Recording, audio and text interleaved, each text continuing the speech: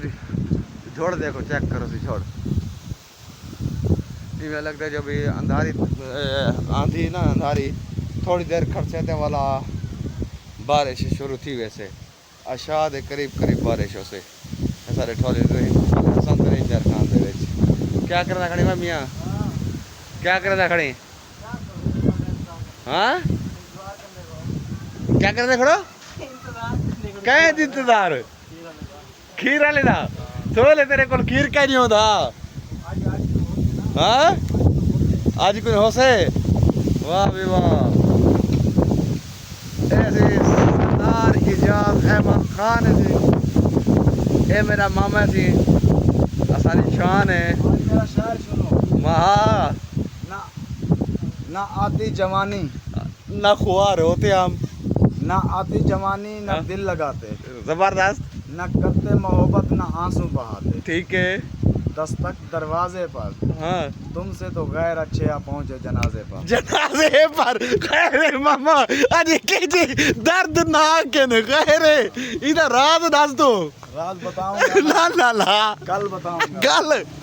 और नजर नहीं कहन भी हम नहीं कहन भी अब तो अपनी तबीयत भी कुछ खफा लगती है मेरी आपकी अब तो अपनी अच्छा अच्छा ठीक है तबीयत भी कुछ खफा लगती है अच्छा सांस लेता हूँ तो जख्मों को हवा लगती है अच्छा कभी राजी कभी जुदा लगती है वाह वाह ऐ जिंदगी तू बता मेरी क्या लगती है वाह मामा वाह ये नहीं उन मामा मेरा उड़े जर्दा मरीज बढ़ गया अल्लाह माफ करे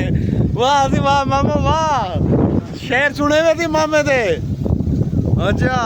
देखे ना अच्छा थी मामा मेरे आवे थे ते आजकल शहरों शहरी च आ गए ते हुन पता की इश्क दी सट लगी पे ऐसे सकूल है जेड़ा ये सकूल है असां ये सकूल पढ़दे रह गए छोटे होंदे आसे ते हूँ वक्त पढ़दे आसे जना मिसाल दे तौर ते ना ये बरोटे असां चाह वेंदे आसे ना बरोटे दे विछा ते असां बांधे आसे ते हूँ दौर दे सकूल असां पढ़दे आसे ते हूँ वक्त ये दीवारा शिवारा कहना होंदा ये जरा वड्डा दरख्त थी कर इमारत होंदी है ते थी कर एक सरकारी हस्पताल भी होंदी है हुण तो खैर हस्पताल दे विच कह नहीं हस्पताल असें कहना डिठिया साकू दसेंदे जो भी हस्पताल है ते हूँ वक्त ये दीवारा कहना हन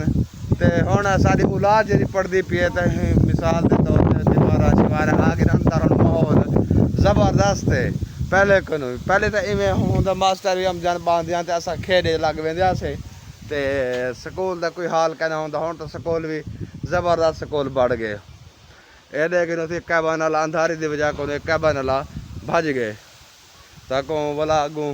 लिखे दू इन साइड को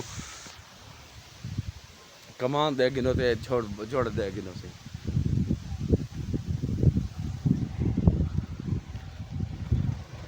बाकी खूबसूरती जबरदस्त है दे गिनो ये हुण मार्केट ये दे गिनो ये मार्केट का अरूज होंदा 2005 दे विच ना ये मार्केट का अरूज होंदा ही वक्त ना इतना रश होंदा ना सारे ठोल हसन दे विच ते तो मैं क्या दसा पैर पावर दी छा कहना होंदी हुण ही ई साइड सिर्फ एक दो दुकाना लगिया पैन बस ओ एक दो दुकान बाकी भी कोई दुकाना कह नहीं इतना हुण ए जा वीरान बढ़ गई तो वीरान क्यों बढ़ी है ये सड़क की वजह को बढ़ी है देखते पे सड़क का हाल जिले बारिश आती 2 महीने तकरीबन पानी खड़ा रहते ही संग ये मार्केट खत्म थी गई है बाकी थोड़ी जिंदगी की फुल खैर होवे ये पठान सारे पाकिस्तान के दरख्त मुकई वेंदे ने पठान क्या हाल है बाकी बादल चेक कर गिनो क्या ही बादल हैं खूबसूरत बादल हैं।